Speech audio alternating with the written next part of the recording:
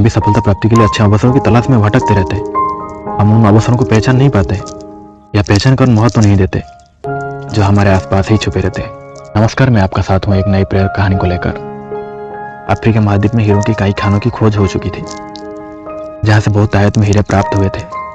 वहाँ के एक गाँव में रहने वाला किसान अक्सर उन लोगों की कहानियाँ सुना करता था जिन्होंने हीरो की खान खोजकर अच्छे पैसा कमाए और अमीर बन गए।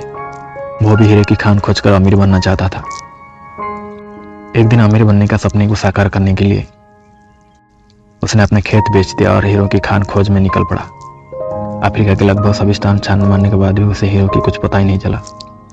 समय गुजरने के साथ उसका मनोबल भी गिरने लगा। उसे अपना अमीर बनने का सपना टूटता दिखाई देने लगा। वो इतना हताश हो गया कि उसके जीने की तमन्ना भी समाप्त हो गई और एक दिन उसने नदी में कूदकर अपनी जान दे दी।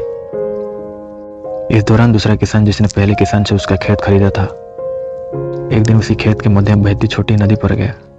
उसने ध्यान से देखा तो पाया कि नदी के किनारे एक पत्थर पर सूर्य की किरण पड़ने से वो चमक रहा था। किसान ने झुककर वो पत्थर उठा लिया और घर ले आया। वो एक खूबसूरत पत्थर था।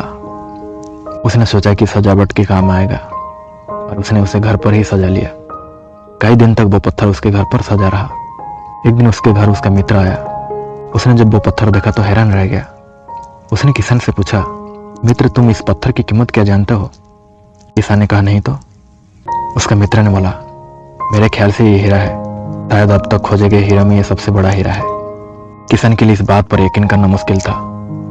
उसने अपने मित्र को बताया कि उसे ये पत्थर अपने खेत की नदी के किनारे में मिला। वहाँ ऐसा और भी पत्थर हो सकते हैं। दोनों खेत पहुंचे और वहां से कुछ पत्थर नमूने के तौर पर चुन लिए, फिर उन्हें जांच के लिए भेज दिया। जब जांच की रिपोर्ट आई तो किसान के मित्र की बात सच निकली। वे पत्थर हीरे ही थे। उस खेत में हीरो की भंडार था। वो उस समय तक की खोजी गई सबसे कीमती हीरे की खदान थी। किम्बल डायमंड माइंस के नाम पे वो खदान जाना जाता है। दूसरा किसान उस खदान की वजह से मालामाल हो गया। पहला किसान अफ्रीका में दर दर भटका और अंत में जान दे दी, जबकि हीरे की खान उसके अपने खेत में उसके कदम तले ही थी। लेकिन वो उन्हें पहचान नहीं पाया और उनकी खोज में भटकता रहा। ठीक वैसे ही हम सफलता की प्राप्ति के लिए अच्छे अवसरों की तलाश में भटकते रहते हैं।